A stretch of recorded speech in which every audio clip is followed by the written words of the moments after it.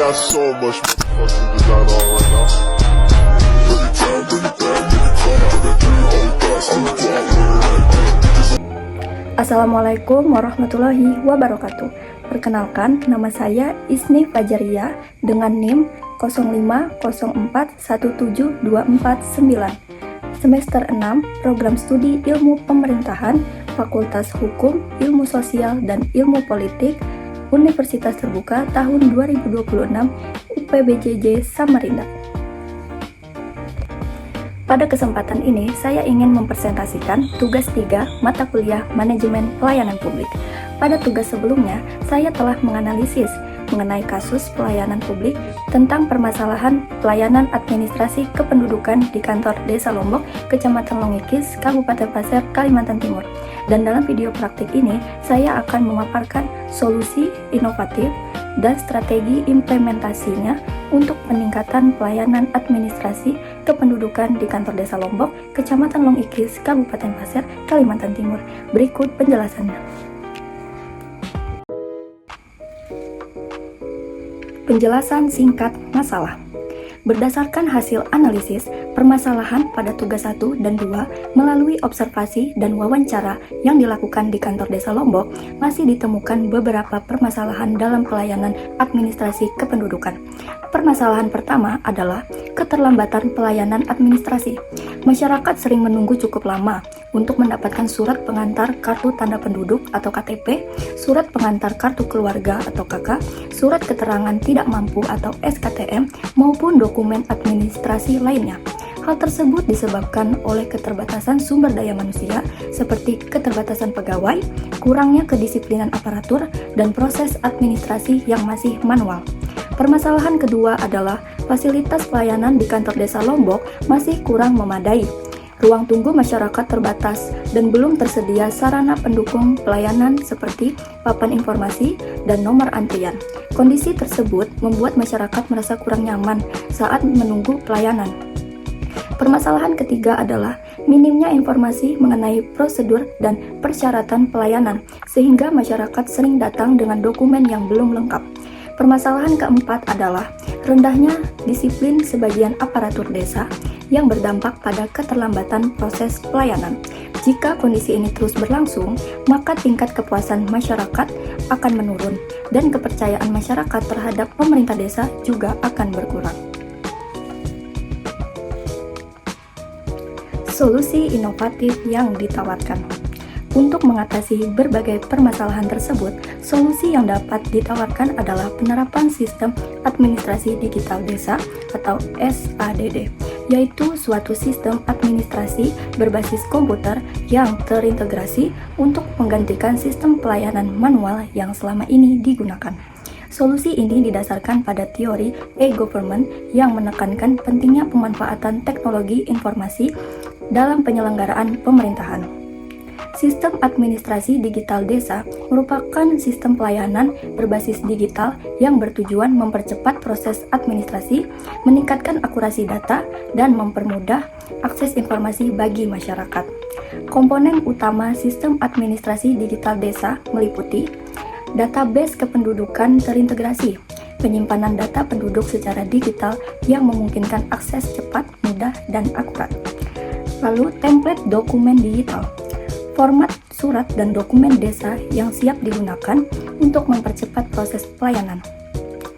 Lalu, sistem pencatatan pelayanan, pencatatan dan pemantauan status setiap permohonan pelayanan masyarakat, dan portal informasi online desa, website atau media sosial resmi desa yang menyediakan informasi prosedur, persyaratan, dan jadwal pelayanan secara terbuka.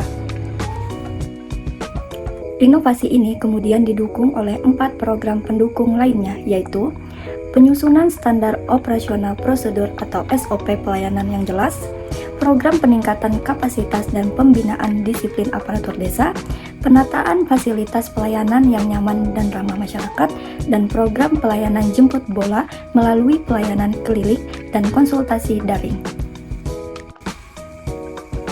Dasar teori yang mendukung. Solusi yang ditawarkan didukung oleh beberapa teori pelayanan publik. Teori pertama adalah teori New Public Service, yang dikemukakan oleh Denhart dan Denhart. Teori ini menegaskan bahwa pemerintah harus melayani warga negara, bukan sekedar memberikan layanan administratif. Oleh karena itu, aparatur desa harus mengutamakan kepentingan masyarakat, bersikap responsif, dan memberikan pelayanan yang humanis. Teori kedua adalah teori e-government. Teori ini menjelaskan bahwa pemanfaatan teknologi informasi dapat meningkatkan efisiensi, efektivitas, transparansi, dan akuntabilitas pelayanan publik. Melalui digitalisasi administrasi desa, proses pelayanan dapat dilakukan dengan lebih cepat dan akurat. Teori ketiga adalah teori Total Quality Management atau TQM. Menurut teori ini, kualitas pelayanan harus ditingkatkan secara berkelanjutan melalui perbaikan sistem kerja, peningkatan kompetensi aparatur, serta evaluasi pelayanan secara terus-menerus. Selain itu, solusi juga didukung oleh Undang-Undang Nomor 25 Tahun 2009 tentang Pelayanan Publik yang menegaskan pentingnya pelayanan yang berkualitas, mudah, cepat, dan akuntabel. Dan Undang-Undang Nomor 24 Tahun 2013 tentang Administrasi Kependudukan mengatur bahwa pemerintah wajib memberikan pelayanan administrasi kependudukan secara tertib, akurat, dan profesional. Strategi implementasi. Agar solusi inovatif ini dapat berjalan secara efektif, diperlukan strategi implementasi yang sistematis. Tahap pertama adalah perencanaan. Pada tahap ini, pemerintah desa membentuk tim peningkatan pelayanan, menyusun SOP pelayanan, melakukan identifikasi kebutuhan teknologi, serta mengalokasikan anggaran dalam APBDes. Tahap kedua adalah pengadaan dan pelatihan. Pemerintah desa menyediakan perangkat komputer, printer, scanner, dan jaringan internet yang memadai. Selanjutnya, seluruh aparatur desa diberikan pelatihan administrasi digital dan pelayanan prima. Tahap ketiga adalah implementasi dan uji coba. Pada tahap ini, sistem administrasi digital desa mulai diterapkan secara bertahap. Layanan WhatsApp resmi desa dibuka. Portal informasi pelayanan mulai digunakan dan pelayanan keliling mulai dilaksanakan. Tahap keempat adalah evaluasi dan pengembangan. Pemerintah desa melakukan survei kepuasan masyarakat secara berkala, mengevaluasi kinerja aparatur, serta melakukan perbaikan terhadap sistem yang masih memiliki kelemahan.